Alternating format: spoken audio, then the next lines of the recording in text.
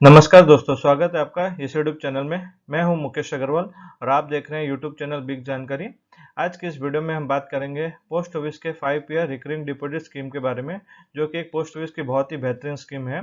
इसमें हम डिस्कस करेंगे कि ये आरडी अकाउंट कौन कौन खोल सकते हैं, आरडी अकाउंट के खोलने की क्या फीचर्स है, क्या बेनिफिट्स है, इसका क्या रेट ऑफ इंटरेस्ट है और इसके क्या मैच्योरिटी अमाउंट है। तो इस वीडियो में आपको सारी डिटेल्स में जानकारी मिलेगी। तो चलिए देखते हैं। सबसे पहले बात कर लेते हैं आरडी अकाउंट कौन खोल सकता है। आरडी अकाउंट सिंगल एडल्ट अपने नाम से इंडिविजुअल अकाउंट खोल सकता है। आप चाहे तो जॉइंट अकाउंट भी खोल सकते हैं 2 एडल्ट या मैक्सिमम 3 एडल्ट के नाम से। माइनर अगर 10 साल से ऊपर का एज का है तो अपने नाम से भी अकाउंट खोल सकता है और ऑपरेट कर सकता है। अगर माइनर 10 साल से नीचे का है तो वो गार्डियन के थ्रू खुलवा सकता है आरडी अकाउंट को। इसके बाद बात कर लेते हैं, आरडी अकाउंट आप कैश या चेक से ही खोल सकते हैं, इसमें ऑप्शन दिया गया है। और साथ ही में आरडी अकाउंट का मिनिमम खोलने का अमाउंट है आपका 100 रुपये का। आप 100 रुपये से कम की आरडी नहीं खोल सकते हैं और मल्टीप्लाई 10 रुपीज़ में इसे खोल सकते हैं। और आरडी अकाउंट की मैक्सिमम की कोई भी लिमिट नहीं है, जो कि बहुत ही बढ़िया है। आप जब भी चाहें जितने अमाउंट की आरडी खोल सकते हैं। प्री मैच्योर क्लोजर की भी सुविधा इसमें दी गई है। आप चाहे तो आरडी अकाउंट को क्लोज करा सकते हैं, पर उसके लिए आपको मिनिमम 3 साल रुकना होगा। 3 साल के बाद ही आप अपने आरडी अकाउंट को क्लोज करा सकते हैं, उससे पहले इसमें कराने की फैसिलिटी नहीं है। लोन की अगर बात करें तो आप आरडी अकाउंट पे भी लोन ले सकते हैं, पर उसके लिए आपको मिनिमम 1 साल रुकना होगा। 1 साल के बाद ही आप इसमें वन टाइम लोन ले सकते हैं। कितना आप लोन ले सकते हैं, आपने जितना अमाउंट जमा किया होगा उसका 50% आप विड्रॉ कर सकते हैं और उसके लिए आपको इंटरेस्ट भी देना होगा।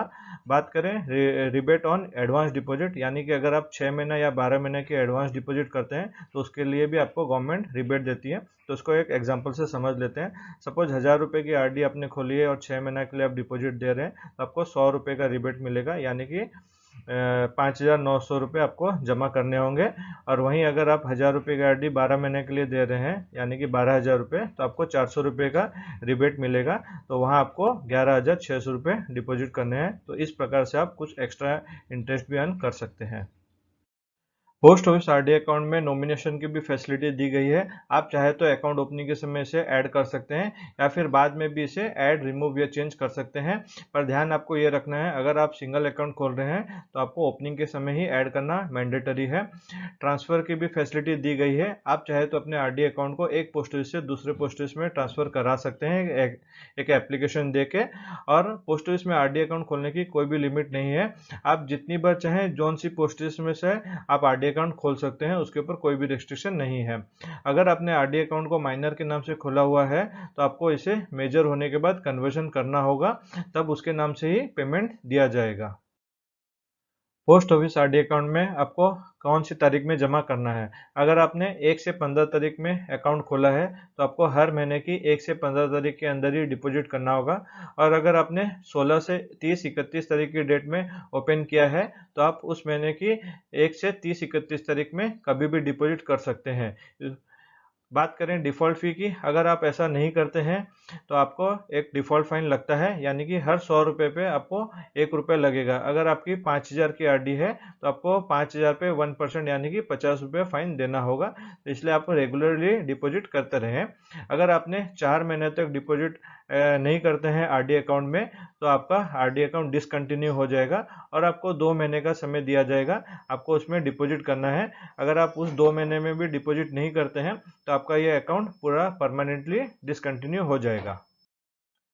पोस्ट ऑफिस आरडी अकाउंट में आप ऑनलाइन भी डिपॉजिट कर सकते हैं। अगर आपने नेट बैंकिंग या मोबाइल बैंकिंग एक्टिवेट किया है तो आसानी से आप घर बैठे भी आरडी अकाउंट में डिपॉजिट कर सकते हैं। अगर आपने आईपीपी यानी कि इंडिया पोस्ट पेमेंट बैंक में अपना अकाउंट खोला है तो आप उसके थ्रू भी अपनी आरडी अकाउंट में डिपॉजिट कर सकते हैं। मैच्योरिटी की बात करें तो जैसे कि ये 5 ईयर रिकरिंग डिपॉजिट अकाउंट है तो ये 5 साल का रहता है अकाउंट। और अगर आप चाहें तो इसे फर्दर 5 साल के लिए एक्सटेंशन कर सकते हैं। इसमें आपको वही कंटिन्यू रेट ऑफ इंटरेस्ट का बेनिफिट मिलता रहेगा। रेट ऑफ इंटरेस्ट की अगर बात करें तो इसमें आपको बेहतरीन रेट ऑफ इंटरेस्ट मिलता है, जो कि 5.8% पर एनम है और जो कि क्वार्टरली कंपाउंडेड होता है। ईयरली आपका ये अराउंड 6% के आसपास हो जाता है। बैंकों के मुकाबले बहुत ही अच्छा रेट ऑफ इंटरेस्ट है और सेफेस्ट इन्वेस्टमेंट है, क्योंकि ये post office government of India के द्वारा है। तो चलिए देख लेते हैं हमको मैच्योरिटी हम कैलकुलेटर कि कितने रुपए जमा करने से हमें कितना अमाउंट का रिटर्न मिलता है। तो बात करते हैं 500 रुपये अगर आप पर मंथ डिपॉजिट करते हैं तो 5 साल में आपका टोटल डिपॉजिट 30,000 रुपया होता है और आपको मैच्योरिटी 34,848 रुपये मिलती है। अगर आप यही 500 रुपये की आरडी कंटिन्यू करते हैं विदाउट ब्रेक है, बिना ब्रेक किए आप 5 साल और एक्सटेंड करते हैं यानी कि 10 साल तक डिपॉजिट करते हैं तो आपका टोटल अमाउंट 60,000 होता है और आपको मैच्योरिटी 81,323 रुपये की मिलती है। अब बात करते हैं 1,000 रुपये की आरडी के। अगर आप 1,000 रुपये की आरडी 5 साल तक डिपॉजिट करते हैं तो आपका 60,000 रुपये डिपॉजिट होता है और आपको मैच्योरिटी 69,700 के अप्रॉक्स मिलती है।